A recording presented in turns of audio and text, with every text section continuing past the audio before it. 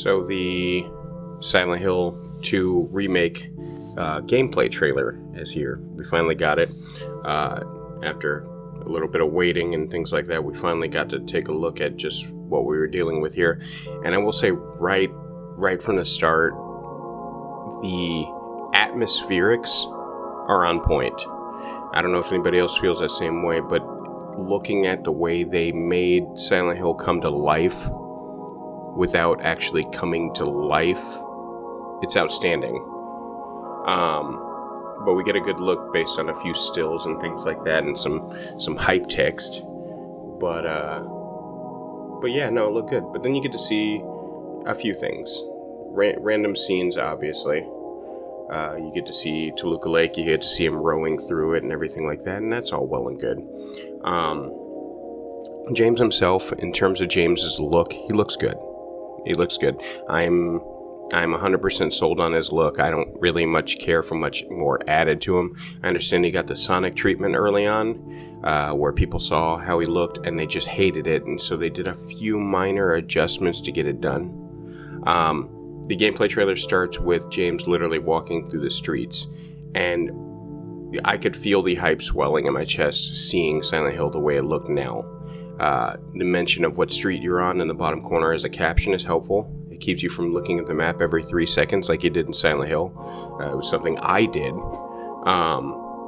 But the streets, the leaves, things blowing, reflections, all of that, the atmospherics are amazing, and the year it was made definitely shows in this regard. I will say this though, seeing Silent Hill alive and moving is strange. It's strange, and I'm gonna have to get used to it, because every town should, in a haunted game, you should still see the desolate emptiness of a town. But this was different. It was different seeing Silent Hill rather than a still that, Harry Mason walked down the street or James walked down the street.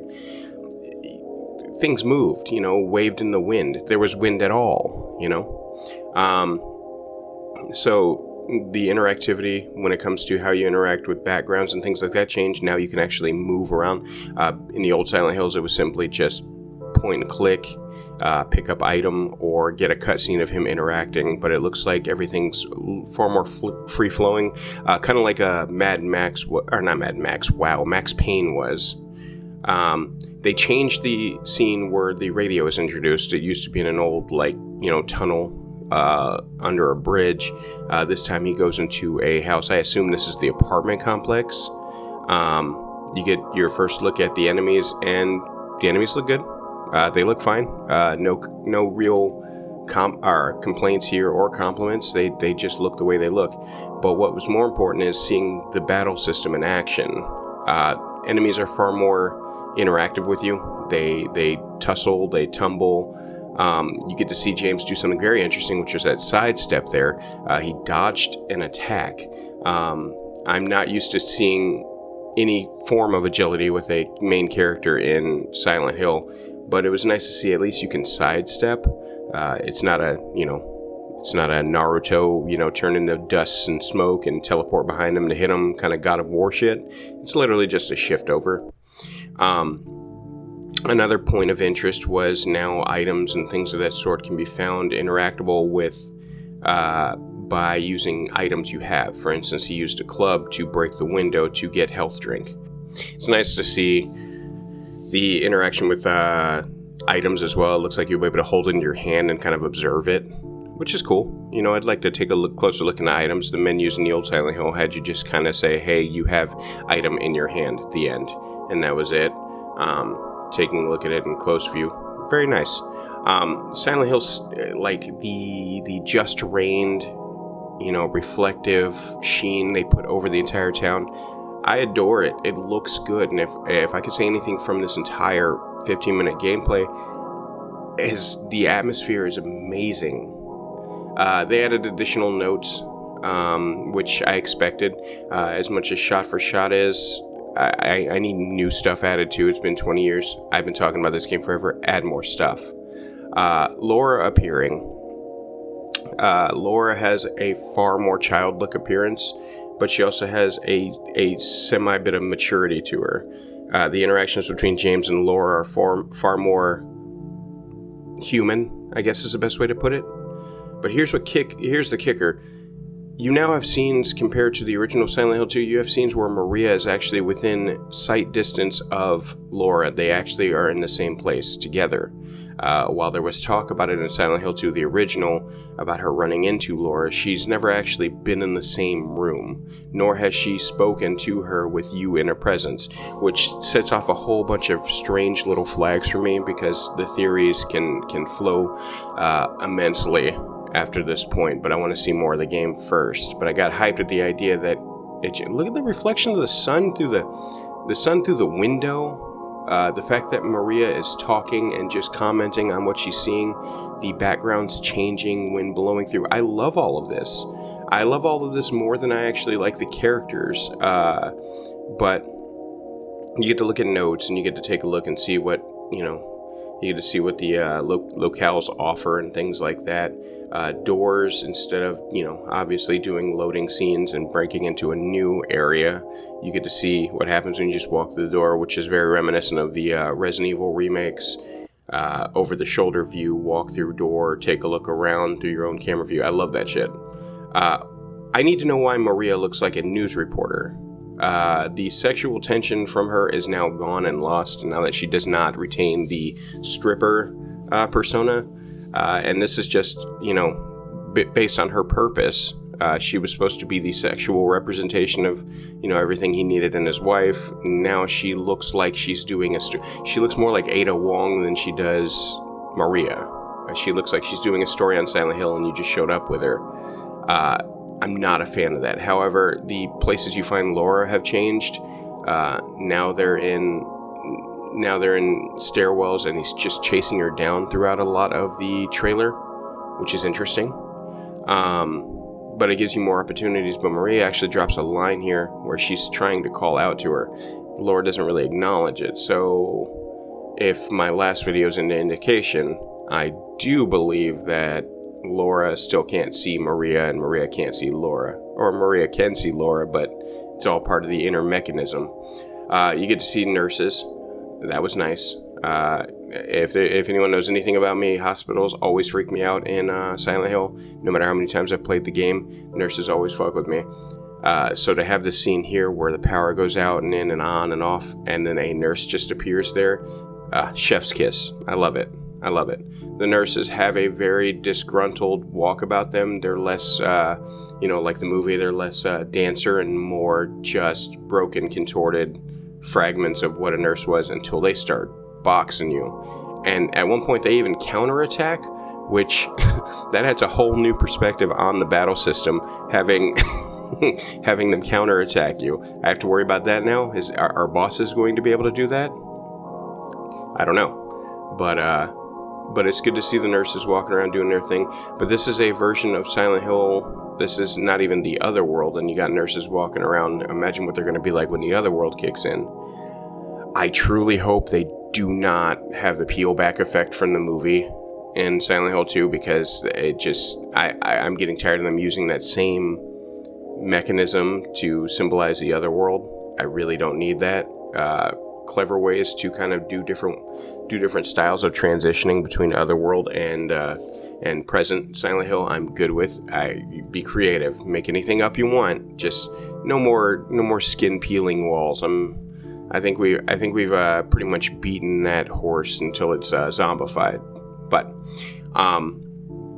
so obviously the gameplay is just a various set of different situations in the storyline, and for the most part I know what they did. They got the most notable scenes that the original fans played, and then they just played those over again to show what kind of changes. They're basically conditioning the gamer to get used to the idea that, hey, things have changed, here's how much they've changed.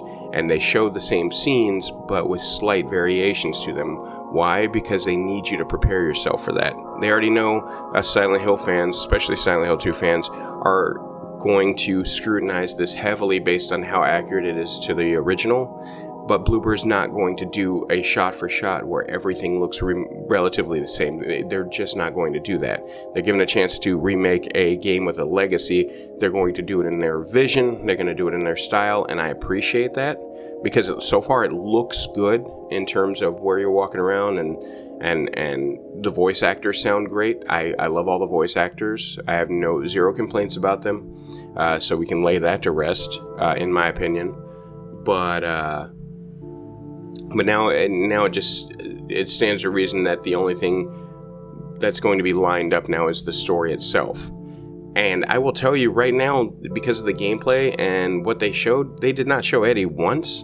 That's concerning. I don't know if Eddie exists in this storyline or they just removed him entirely, but I need to know what happened to him, because if he's not going to be in the story, I mean, I'll wait. I'm going to hold my breath and hope to God he is in the story. But if he's not in the story, two questions pop into mind. What are they doing in his place, or are they doing anything at all in his place? And I truly, truly hope that they go with an alternative path. If they're going to get rid of Eddie, fine. I want to see what you do instead of Eddie. Are you going to integrate Eddie's personality into Angela or anyone else? I don't know. Here we get to see Laura with an actual long-winded interaction between James and herself. Laura is completely innocent in all of this. You see just how innocent she is, as she's pretty much walking around in an empty ghost town, humming and drawing pictures and things like that. But you also get to see a side of her that's very, very vengeful towards James. Now, this could be for 100 reasons. We could all assume it's for the canon reason. He's evil to Mary and she hates him now. Or there could be some other ulterior motives, or it could very well, in fact, go back to my last video where she's simply not real, and she is a manifestation as well, just like everything else that walks around in this town. However, I will say her model looks amazing. I think she looks like a little girl. They aged her up a little bit, but it fits for this, because last time it was like an 8-year-old girl walking around, and there's no chance in hell, even in a ghost town, I would believe she was just going to walk around and be like, hey, this is fine. I'm completely okay. No. However, she lures James into a trap in which she says, hey, there's a letter from Mary in here. You should go check it out. And absentmindedly, this dumbass walks in the room and just, gets the door slammed behind him, which is what I expected. However, I love the way he speaks to her through the door, where it's this panicked hurry, like, Laura, listen, Laura, I need you to listen to me. Open the door, please. Stop playing around. They took time with the voice acting. It's not as stunted and stilted as it was in the old Silent Hills. Now, don't get me wrong, I'm used to those now, but the voice acting was robotic at times, and you're just like, eh. They sound human. Everything sounds alive without being alive. And Laura proceeds to call him a fart face a few times before running off into the darkness. And the gameplay trailer ends with a monster coming through the ceiling as he's pretty much waiting for impending doom. The creature design, I haven't seen enough to really get a good heads or tails, but we got our release date in the end, and that's what made me happy. And I think that made a lot of fans happy. Overall, it looked good. Everything I saw from the gameplay trailer, it looked great. And how the game is played, I loved every bit of it. I wasn't hyped even more than I was, I'll tell you that much. But I was impressed with what Bloober Team had done so far. I wasn't mad at all. I didn't say, hey, what's going on here? I don't understand.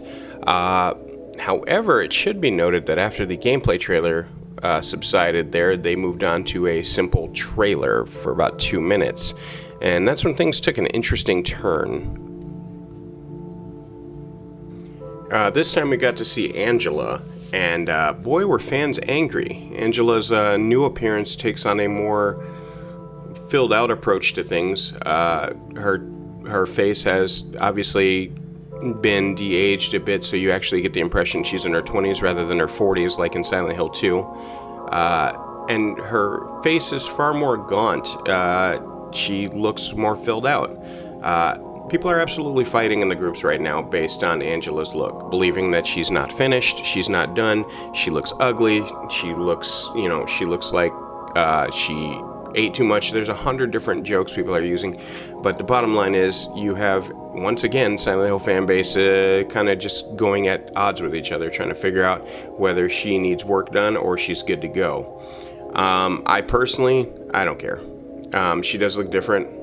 and that's all well and good, and it's fun for a few memes and everything like that, but for the most part, she looks modernized, I guess. I don't even know if modernized is a word. She just looks a little different. If we spend too much time focusing on that, they're going to go in and try to change shit, and I don't recommend it. But this trailer definitely focused on Angela a lot. But you know who it didn't focus on? It didn't focus on Eddie, and I once again can't help but be concerned a little bit. Is he going to be in this game? Are we going to leave him out? I sure as hell hope not.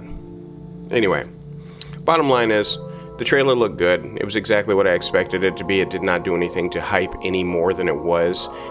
They also proceeded to offer DLC packages for anyone pre-ordering, where you get to wear pyramid heads, or you get to wear a pizza box pyramid head, or you can be the dog from the dog ending, or Robbie the rabbit, and that's all well and good and everything. But you're paying extra money for no additional content outside of costumes and apparently 2 days early release, which fine if Patreon stores up enough money, I'll go get myself the most expensive one so you guys can see exactly what everyone has to offer. Speaking of which, you guys pop over to Patreon and take a look there. You get access to all sorts of early content and behind-the-scenes stuff, and you can take a look.